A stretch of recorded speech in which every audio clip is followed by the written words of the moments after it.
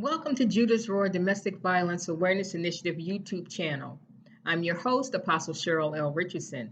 Today we're going to be talking about hoovering.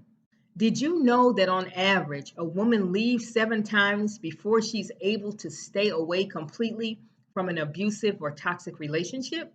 We're going to look at 8 tricks that the abuser uses to suck you back into the relationship once you've left. We're going to give you a second to find that subscribe button down here. Make sure you subscribe if you've not done so already. Click that notification bell so that you receive a notice every single time we upload a new weekly video. And I'm going to give you a second to do that, and we'll be right back.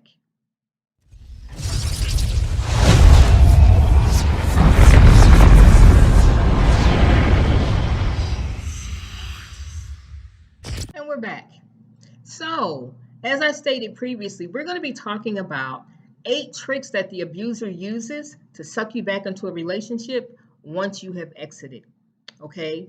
And it's called hoovering, and it's actually named for the vacuum cleaner Hoover, which was supposed to be a top of the line vacuum cleaning system, right? You had a Hoover vacuum cleaner, you could vacuum your carpets and be assured that there was no dirt or residue left in your carpet, right?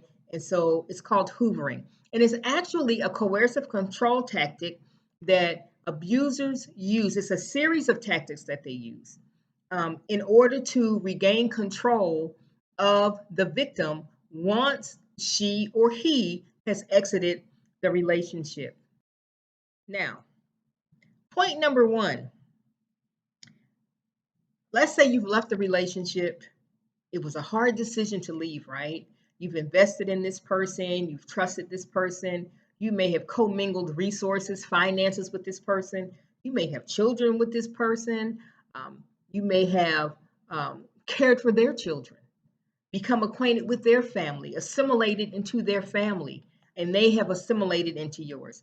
But you've reached the conclusion that the relationship is unhealthy, it's unsafe, it's incredibly toxic, and you just simply want to leave. It's important to recognize that that's a difficult decision to come to.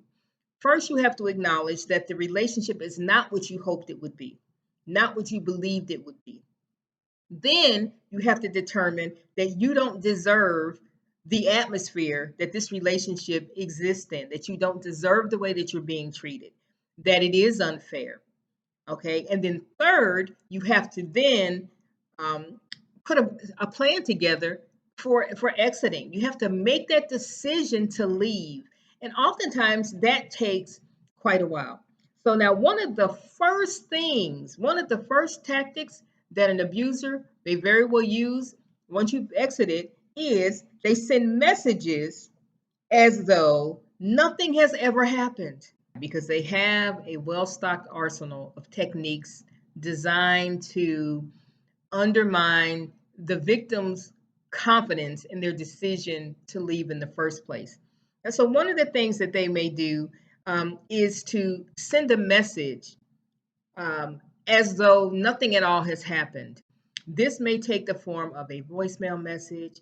It may be a text.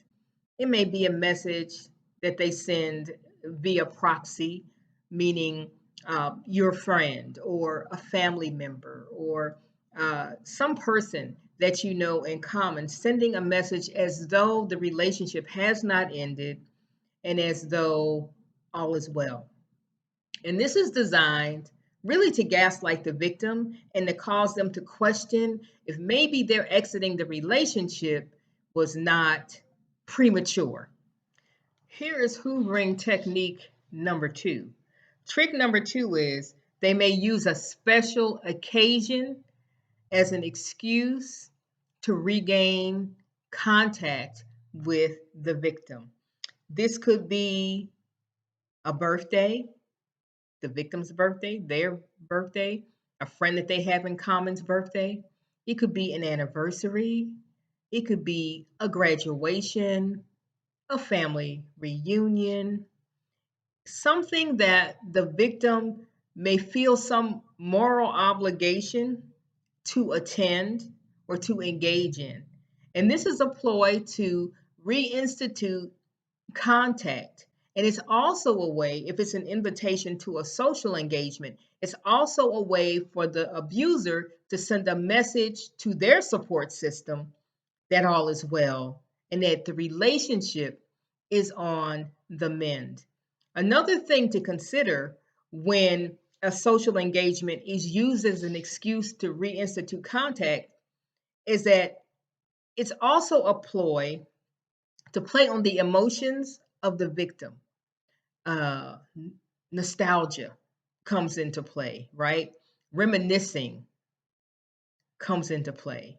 And so this can be a very effective tactic used by the abuser if the victim is not resolute regarding the relationship being over, and that their safety is paramount and that they're moving forward with their life. So if the victim is not resolute, this could be an effective mechanism to get them sucked back into the relationship. Hoovering tactic number 3. The abuser may ask seemingly innocent, random questions in order to engage the victim in conversation. And the thought process behind this particular tactic is to get the victim to focus on the relationship, to focus on us, to focus on what we had, to focus on the good times. And they really, really, really, really, really want to engage the attention of the victim. And in doing so, hopefully, they're hoping that they can hijack the victim's emotions. And so any conversation that takes you down memory lane, any conversation that focuses on the way we were, on the good times, on the fact that it wasn't all bad, is designed ultimately to suck the victim back in to a dysfunctional, toxic relationship. And it's important to remember that as these tactics are being utilized, it really is a glaring disrespect for the boundaries that the victim is trying to establish. Okay? So, any invitation to go down memory lane, to focus on us and the way it was with us and how amazing things were, months ago, and how we've always been there for one another. And it's a trick. It's a trick. Hoovering tactic number 4. Are you ready for this one? It goes something like this. I'm just reaching out because I was thinking about you. You've really been on my mind. You've really been on my heart. I just can't get you off of my mind. Now, this may be what the victim truly, truly, truly wants to hear.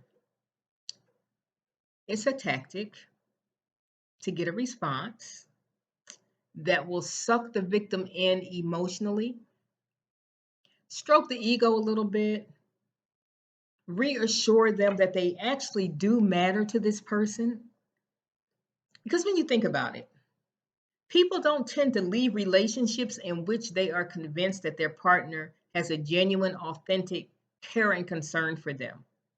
And so, one underpinning for most separations is that someone begins to feel uncared for, right?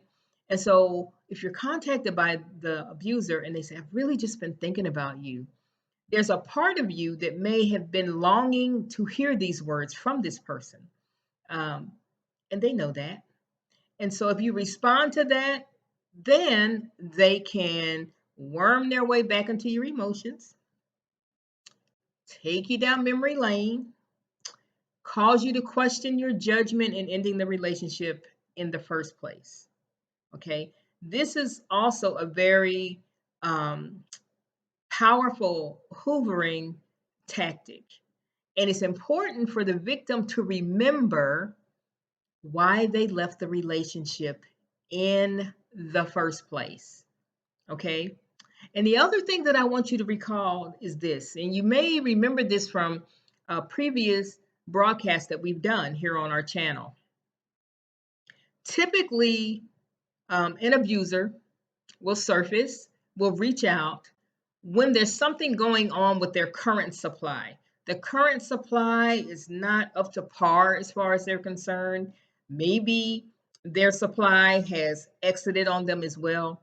And so they're reaching out to a previous victim in order to not have their ego completely and totally devoid of being stroked. Okay, that's the bottom line. It really has nothing at all to do with the victim. It has everything to do with the needs of the abuser in terms of having their insatiable need to have their ego stroked. Um, and so they'll try to come back to you.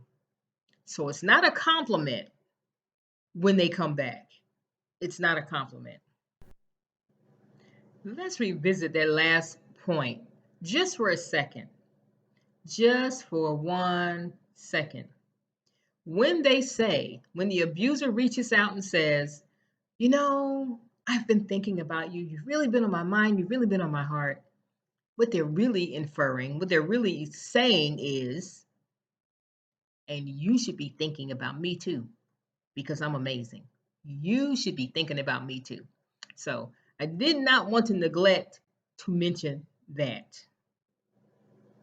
Hoovering trick, hoovering tactic number 5. The abuser will use your kids. The abuser will use kids that you've had with them, children that you have together. The abuser will use their relationship with your children. The abuser will use the victim's relationship with their own children.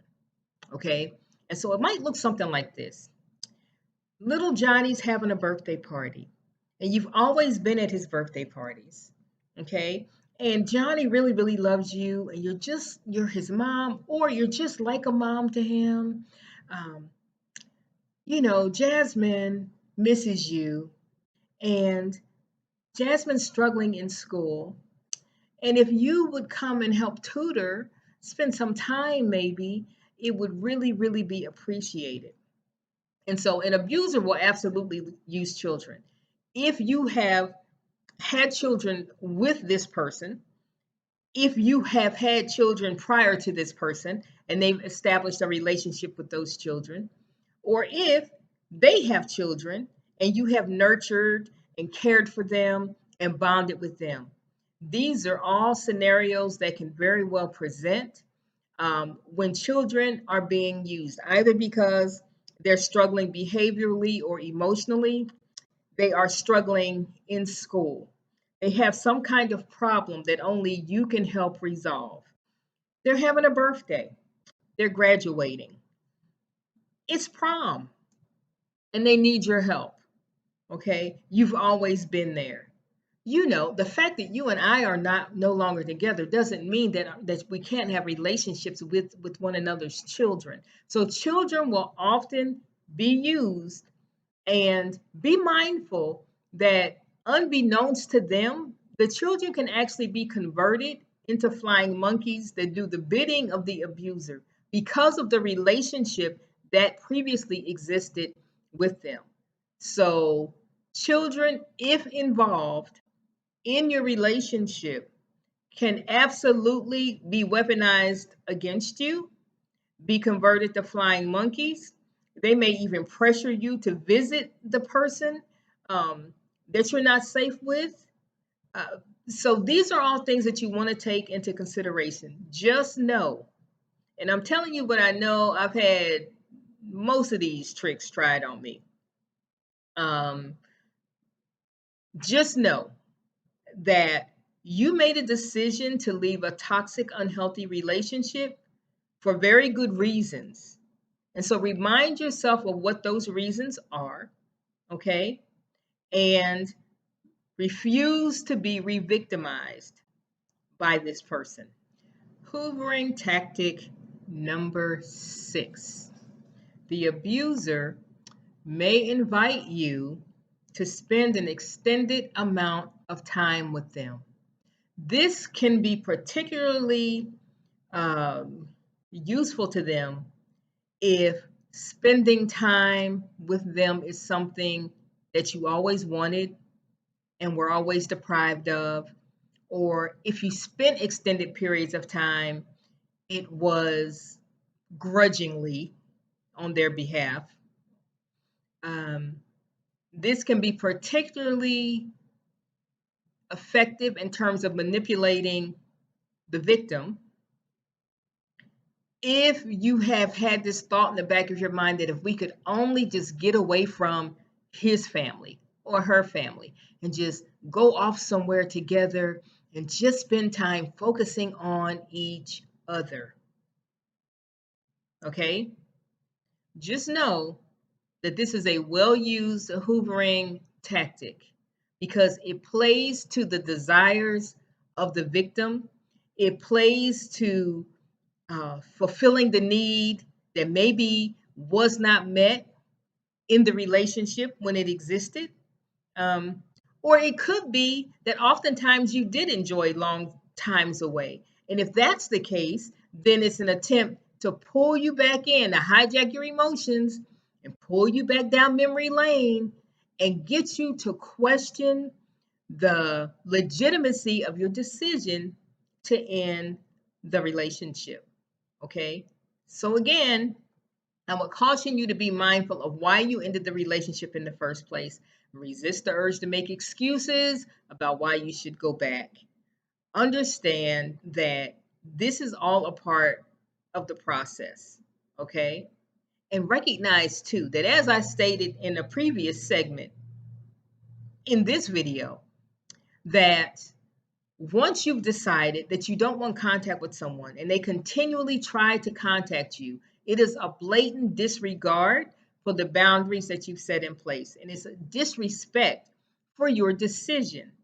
All right. And it's really rather denigrating. So keep that in mind. Ask yourself, why did I leave this relationship in the first place?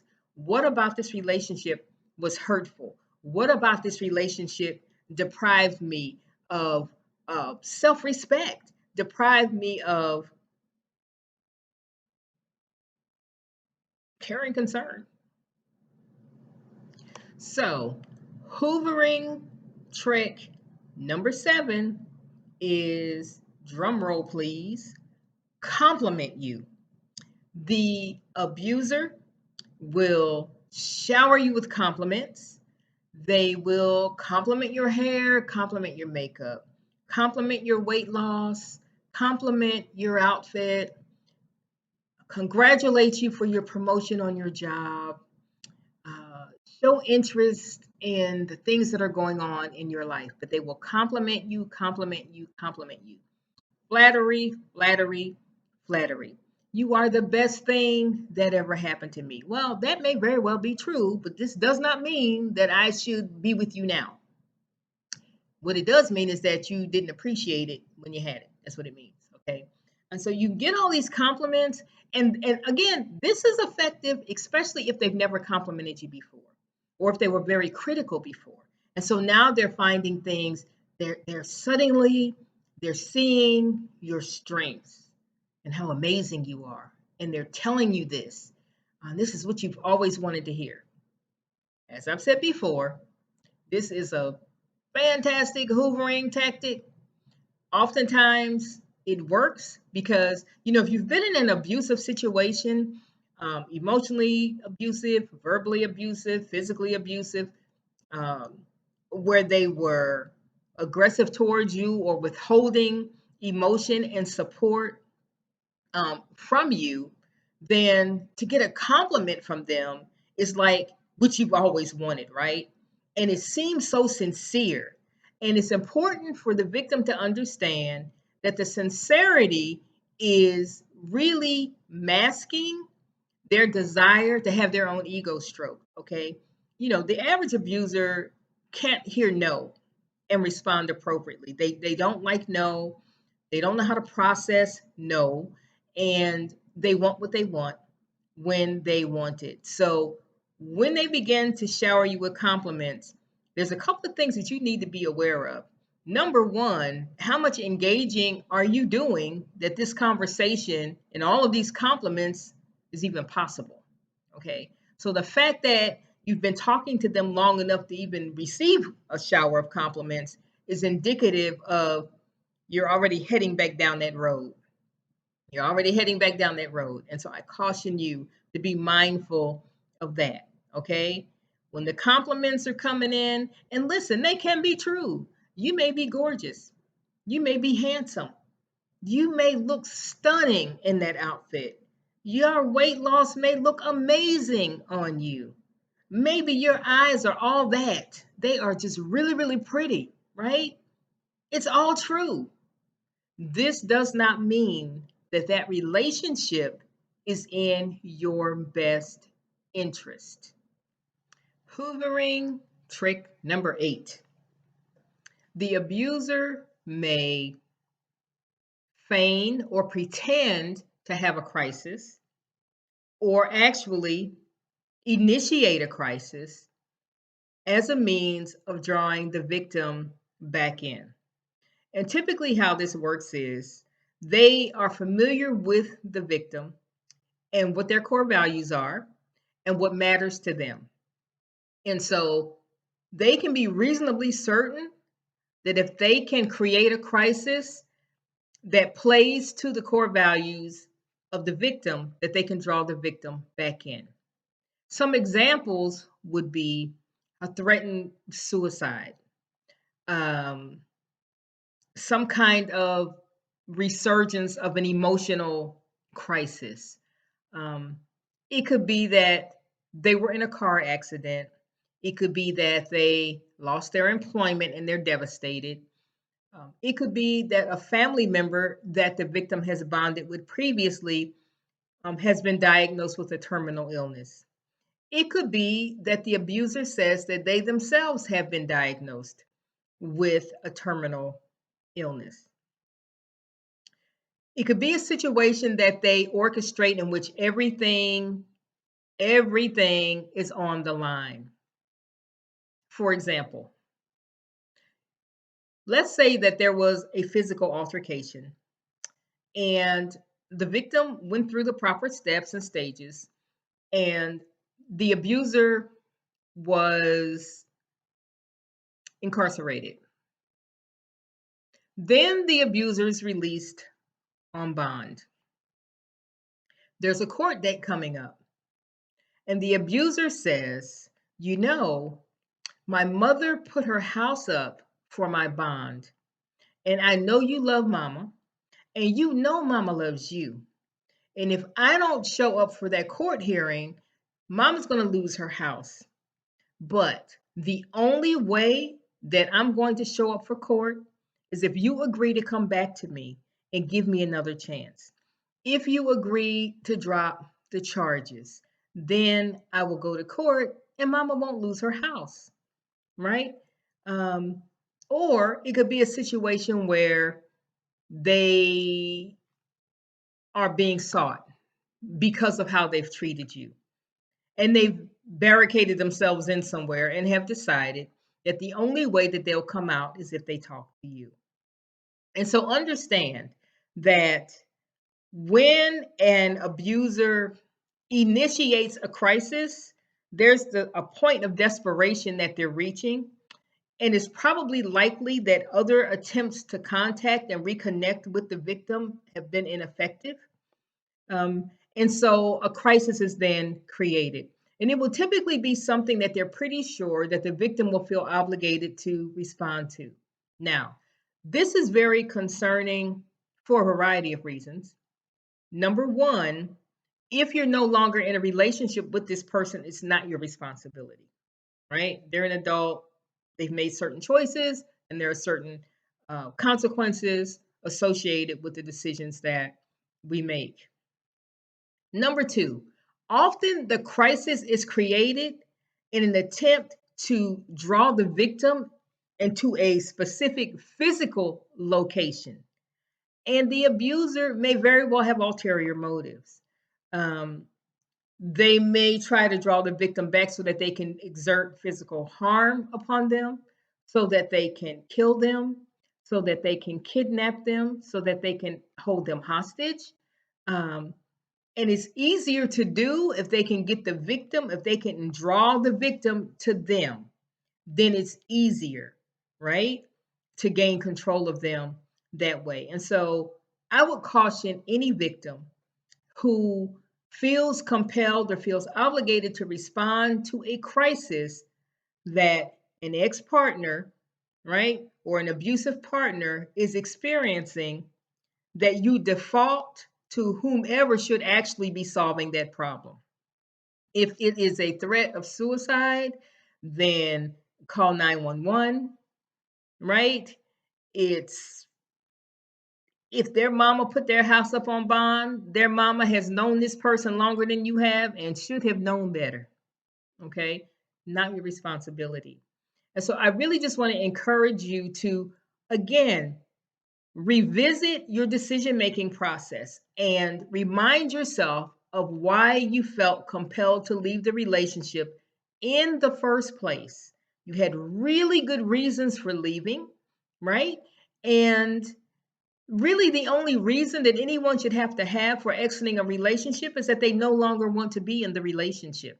Okay. And that should not come um, along with the concern for your physical well being should you arrive at this decision. So, we've been talking about 8 tricks, 8 hoovering techniques that abusers use to suck their victims back into a relationship with them. Understand that abusers usually can't hear no. They don't like to hear no. They have difficulty processing the whole concept of someone denying them something that they feel they have a right to. All right. And your safety is paramount. So, as you become familiar with the tricks that are used by abusers, the more you can gain strength in terms of moving forward with your life.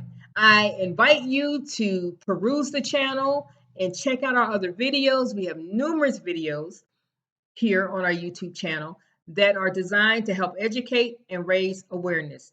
And jump down in the description box and read what else we've got going on down there. This is Apostle Cheryl L. Richardson with Judas Roar Domestic Violence Awareness Initiative. Thank you for spending this time with us. Blessings to you.